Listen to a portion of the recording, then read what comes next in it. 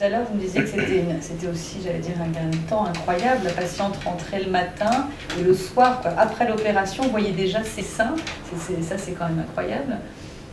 Alors ça c'est la technique de l'ambulatoire, c'est-à-dire que grâce à la collaboration quand même de l'équipe, d'une part parce qu'on n'est pas tout seul à opérer, on est avec une équipe d'anesthésistes, Christian Merville qui est à ma gauche, et puis une équipe ensuite chirurgicale, Guylaine, qui est aussi mon assistante au cabinet. Vraiment, on est obligé, je ne suis pas tout seul à opérer, et c'est une collaboration très étroite entre anesthésie et chirurgie.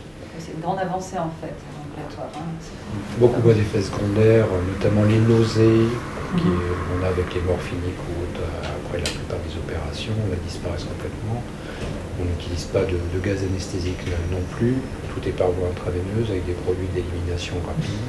Et donc ça donne des réveils assez lucides, les gens sortent de salle d'opération quasi réveillés, ils pourraient quasiment aller à pied en salle de réveil quand ça se passe dans les conditions idéales, quoi. Et effectivement, donc, le fait d'avoir cette anesthésie locale qui tient 12-15 heures, voire jusqu'au lendemain matin, ça permet de prendre des calmants moins forts et de façon régulière et que ça se réveille très progressivement la douleur.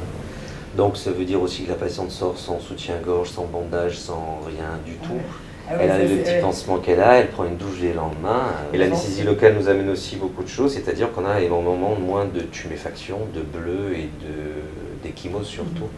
Donc, parce que ça permet vraiment d'avoir, en tout cas j'ai découvert ça, c'est que ça permet vraiment d'avoir des suites opératoires qui sont tout à fait passionnantes et qui font que ça devient un geste simple.